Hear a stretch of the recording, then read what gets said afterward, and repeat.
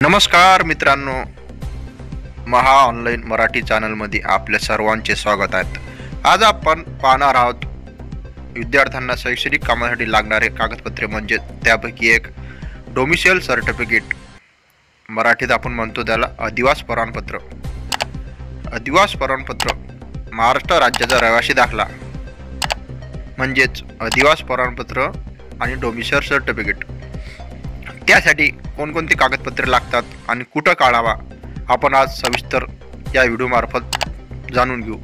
तर माझ्या चॅनलवर आपण नवीन असाल तर महा ऑनलाईन मराठी चॅनलला सबस्क्राईब करून लाईक आणि शेअर। अधिवास प्रमाणपत्र काढण्यासाठी लागणारे कागदपत्रे।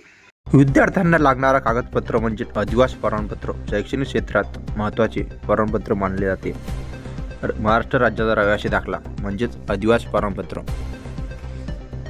त्यासाठी कोणकोणते कागदपत्रे लागतात ते आज आपण पाहून घेणार आहोत। ओळखीचा पुरावा कोणताही एक यासोबत जोडावे लागेल, त्यापैकी पासपोर्ट, आधार कार्ड, मतदान कार्ड, परिवहन कार्ड, पॅन कार्ड, शासकीय निमशासकीय ओळखपत्र, वाहन चालक ओळखपत्र यापैकी कोणताही एक पुरावा आपल्याला जोडावा लागेल। यानंतर आपला पत्त्याचा पुरावा, त्यापैकी एक पुरावा या कागदपत्रासोबत जोडावे लागेल।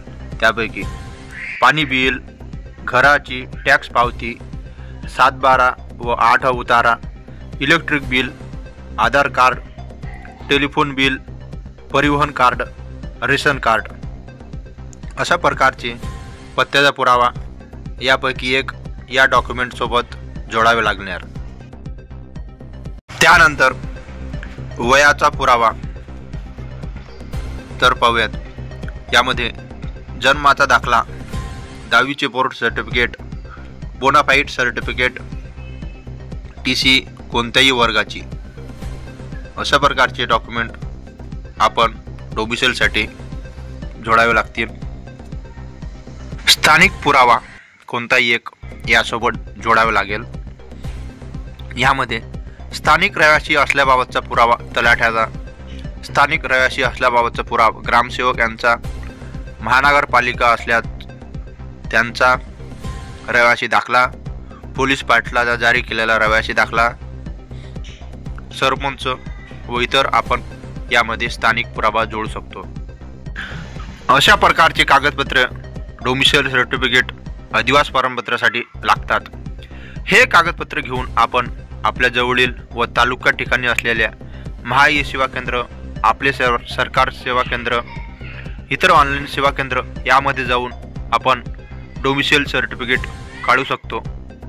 त्यामध्ये अधिवास प्रमाणपत्र किंवा डोमिसाइल मराठीत, इंग्रजीत सुद्धा आपण काढू शकतो।